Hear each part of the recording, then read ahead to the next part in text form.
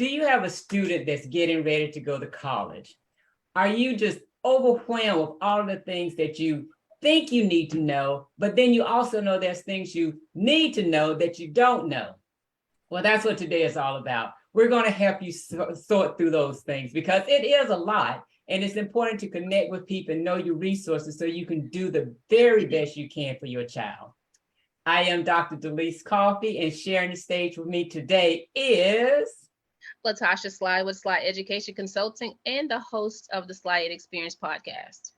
wonderful, wonderful. She and I, we're sharing this platform together so we can just give you all the information that we possibly can. But just know if you have questions, you can always reach out to me or LaTasha. LaTasha's area of expertise is in education with athletes and also just children in general. So know that we are one resource and we're going to give you more resources at the end. But let's start off by LaTasha, share with the viewers what are some things that the children need to do to prepare for college? Just starting from the very beginning, what do they need to do? The first thing I would literally say is always have that conversation, number one, with your parents. So we have conversations, those open conversations with our parents to let us know like what interests us, right? That way we know exactly how to navigate our kids. So from that, then you sitting down and making sure that you start what I call is the three things. You have the target schools. So I think I spoke briefly about that last week. When it comes down to making a list of the schools that of your interest for your athlete or your student. And so you have your targets, you also have your dream schools, and then your safety, right? So what does that look like? So because and why is it important? You want to make sure that you're having a list of schools that literally will fit your student, because not all students are built for these huge schools. You have to know the personality of your student just to make sure that you're setting them up for success. So I would always say start there. Yeah. Awesome. Very good information. I like how you broke it down into three different categories. That's really good because that does set the student up to win and you make you feel good. You know, you may not get, if you just have like one or two schools, which is the dream school, and you don't get into that school, that could really crush your confidence and make you feel bad. But if you have schools in all three of those tiers, all three of them are good choices. And all three of them are choices that you actually want or the student actually want. So it's a win-win situation. So make sure you do those three tiers. I really love that. That was great information to share with the viewers. And then I know when I was going to college, as a child, I really didn't know what to do. I just know people say you need to fill out applications. So I was filling out applications and just kind of randomly doing things, just trying to figure it out. And, you know, my parents, they helped me as much as they possibly could. It wasn't too bad for me because I had one sister to go before me. So they had a little bit of working knowledge. But some of our viewers, LaTasha, they're the first generation. So with the first generation, plus we're talking decades later. A lot of things have changed since I went to college. And it is just a lot. It's much more than what it was back then. So share with the viewers, why is it important to know the right questions? Why is it important to ask the right questions before they start this journey? Well, because sometimes we don't know what we don't know. And as you stated, if you're a first generational student and your parent never experienced what you're about to embark on, so they can't really navigate you the right way. So number one, you want to basically make sure that, like you just going back to that, I totally understand. Yes, I did have a parent. I did have a parent that went to school, but again, even though I lost my mother, but after that, going through experiences, I still felt like I was by myself. So even going to your counselor, going to your school counselor, and the saddest part about that, what I'm seeing now, Dr. Coffey, is that you have one counselor to maybe 300 students right now. And so it becomes where it's a checklist for them. And unfortunately, it's one of those things too. A lot of our counselors in our schools, even though we do have college readiness programs, right? It becomes a checklist, GPA, did you take all the right courses? But you still want to have that conversation with your counselor. That way they'll know how to at least guide you. So when you do it yourself, as I always call it, your DIY, you know, at least have a starting point.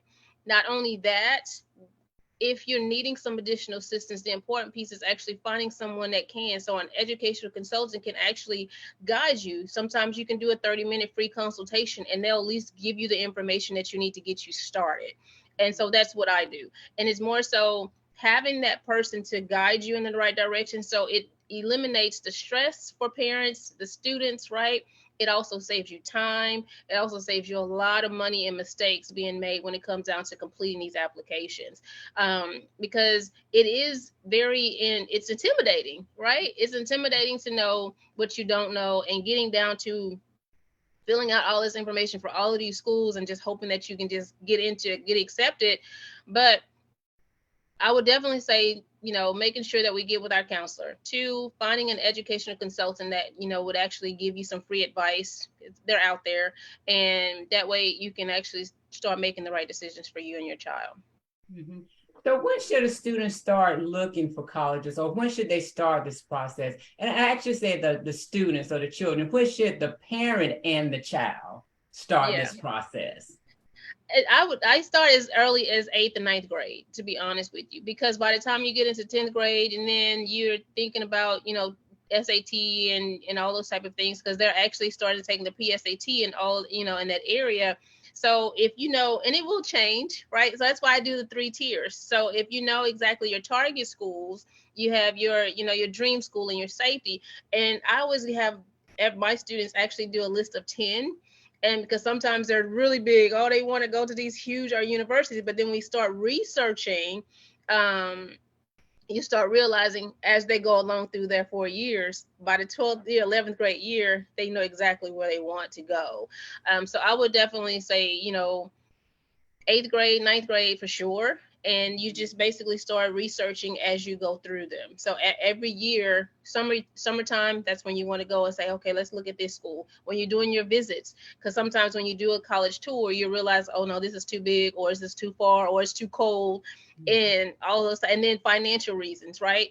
So you want to start as early as possible, because you start having those conversations and you know your student is actually going to be receptive of the information. Wonderful. Now, starting the process in the 8th and 9th grade, I think that's wonderful. Now, what do you think about actually visiting the school? Should they also visit the school in like the 8th and 9th grade?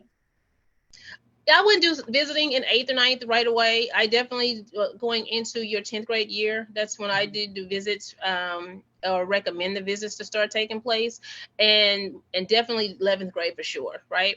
But 10th grade, why? Because now it's a realization, like, oh my God, this is real, this is happening. And it allows you to actually bond with your student and getting opportunities, especially when you get, you know, coaches. You can go to these camps and get to know the coaches. You get to know admissions, they get to know you, and it allows you to actually do a revisit. And then by the time you get into your 11th to 12th grade, you can make a decision based off of that visit. Mm-hmm, wonderful. Now, I have a niece that's getting ready to go to college, and she's actually visiting schools now. So whenever she visits a school that's in my area, I always like to go. You know, I get like super excited. You know, I want to go visit the campus. And what I found on the visit with her, you know, I was, like I said, I was really excited. I'm happy for her. And I found myself asking questions. And then I caught myself. I'm like, okay, let me prompt her to ask the questions. Now, Yes. how much should a parent, I guess, put the child on the front end, because they're nervous, they're shy, they don't know, but then the parents should not be doing all the asking of the questions either. How do you find that balance so you can empower the child, but they're not afraid or nervous or it shuts them down? You want to prepare them, right? Because we know our kids, and yeah, and if you have one of those kids who are excited, they are talkers, they like to be out front, and I've noticed that a lot of my theater drummer kids, that's them, that big personality, right? But you have to know your child. But sometimes you have to, you know, practice. Okay, when you meet this coach, or you meet this particular administrator, this is where I want you to introduce yourself, tell who you are, just have a casual conversation. But then on the parent side, you also want to make sure that, you ask those questions about, the school size or the class size. those things that as a parent you want to make sure that your child is not going to be just another number and get lost in the system, right? So those are the type of questions that we ask as parents. But then our student wants to know about the activities on the campus, and the involvements that they can be in, and all of the different clubs. So those are the type of questions they should be asking, because now they know that they're actually going to bring value to being there, and they want to get something out of the experience. Oh, I love that, especially the role playing part. That is Yeah. genius. And that is just wonderful, because you're absolutely right. Parents know their kids. So they know if they have somebody that's not going to talk a lot of role playing would do. And then they have Yeah. somebody to talk too much, a lot of role playing is good, because they just might talk too much. Right, right, right. Yeah. So it's Yeah. like calm down, calm down. Yeah. So that's wonderful. The role playing is just excellent. Now, you touched on the PSAT and the SATs. When do a child take the PSAT, and what should they do to start preparing for that? It's usually depending on the school. So I do know that schools actually send out usually in the fall. So they get ready to actually start prepping. So like your ninth graders, you have an option to take your test, if I'm not mistaken. But 10th, 11th, 12th graders, they have to take the test, right? And then they can take it as many times as they choose. But they start in the fall, and for me, I do my ninth graders. I want to see where they are, because it helps me to actually coach them a little bit better based off of their skill, their test scores, and also their GPA by the end of the year, going into the 10th grade year. So the schools typically will let you know, hey, this is these are the dates, and they'll let you know exactly when your student will be taking the test, and it's up to you to sign up. Mhm, mhm. Yeah. That's good. And then the SATs, that's a one-time thing, or can they take that as many times as they like? They can take the test as many times as they want. It just depends. You just don't want to wait to the last minute when they do those things. Okay, Yeah. wonderful. So just thinking ahead, parents, and keeping your child abreast of what they need to do, and just helping them stay motivated and helping them manage their time, so they too can just take charge of their life and do what they need to do and be on time. And another important thing about planning and scheduling and role playing, it keeps the stress down, because once you get stressed, your child's going to get stressed, and vice versa. If the child is stressed, you're going to be stressed. So that's the importance of preparing and not waiting until the last minute. So that's very good information to share with our viewers, LaTasha, and I appreciate that very much. What are some other things that the parents and the children need to know as they prepare their child for college? Know what the resources are, because as I expressed earlier, it's nothing like going into a process and you don't know what's going on, or even the resources that are out there for you.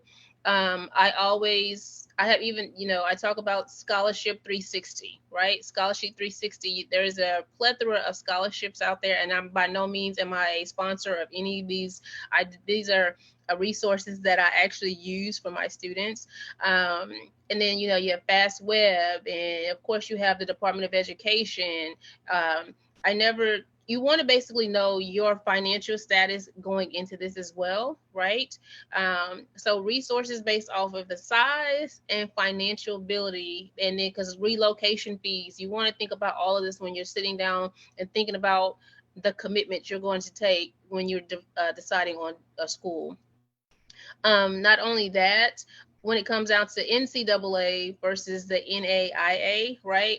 Even though the NCAA is a larger organization, the NAIA is also, even though they're smaller, organization. When it comes down to selecting, you want to make sure that you're on there doing your school searches and knowing the division 1, 2, and 3, knowing the difference, because not all division 3 schools, they don't do scholarships for athletics. A lot of parents don't know that. So you want to make sure you do a lot of research when it comes down to academics, and also selecting a school based off of sports. Because one thing I want to say that I always say to my athletes is, make sure that, number one, you identify the school on your NCAA website to make sure it's there, and know what the requirements are for that school versus, and with the NCAA as well. Wonderful. So, what would you say are the first three steps Let's start from the very beginning. And the child, let's say, is in the 7th grade, getting ready to go to the 8th grade. What are the first 3 steps that the parents and the parent and the child should take? So what I actually did with mine, I sat him down and said, "Hey, are you guys actually having these conversations in school about, colleges and what does that look like?" And of course, in the beginning, they're like a deer in headlights. So like, what is a college, right? What is this? What is a university? But just opening that conversation and being willing to listen and allow your students to ask those questions. Because in the beginning, 7th and 8th grade, unless you're just that academically inclined family that you're already having these conversations, and some parents are not, they just wait because they don't know what to do, like we said earlier. But sitting them down, you may be doing a picture book, or you have get you a brochure of some sort, just so they can actually get accustomed to these conversations, because now they know, okay, and I need to think about this again because mom or dad is going to ask me about this whole college or university thing again, right? But you want to you want to place them in that environment in the beginning, and just have that open conversation, especially in the 8th grade. And then when you're going to make that transition to the 9th grade, we're revisiting, right? So now we're talking about those target schools, talking about those dream schools. What is Texas A&M, or what is a Harvard University? What is the difference between all of these schools? And then 2, you want to also know the personality types. Okay, do you want something big? You want to be, depending on what you want to major in, and it's not just about athletics. So those are the type of things you want to slowly introduce them, and don't overwhelm them, because not only that, you don't want them to shut down and get burnt out and then nothing happens. Wonderful. This was great information. There was a lot of information. And the thing is, there's more. There is just so much more to this. And our goal was to give you a good overview so you can start thinking, and so you can start getting your child to think. No way this is a comprehensive list of the things that you need to do. That would take us days, not hours, but days to give you everything. So, but we're not going to just leave you hanging. I think it kind of bothers me when somebody just kind of gets me excited. They give me all this information, then I get started, and then I get stuck. It was like, okay, now what? And I have no clue on what to do. But we're not going to leave you hanging like that. LaTasha, tell our viewers how they can get in contact with you directly. Now, you always know you can contact me, and I would get her the information. But I know some of you have seniors out there, and some have juniors out there. So I want you to fast track this thing. So tell our viewers how they can get in contact with you directly. You can actually go to my website at www.slyeducation.com, and you can also email me at slyeducation1@gmail.com as well. All right, awesome. And we look forward to bringing you more information. The whole month of October is dedicated to parents, student athletes. And next week, we'll bring you even more information about how to move from point A to point B and beyond. So until next time, live well.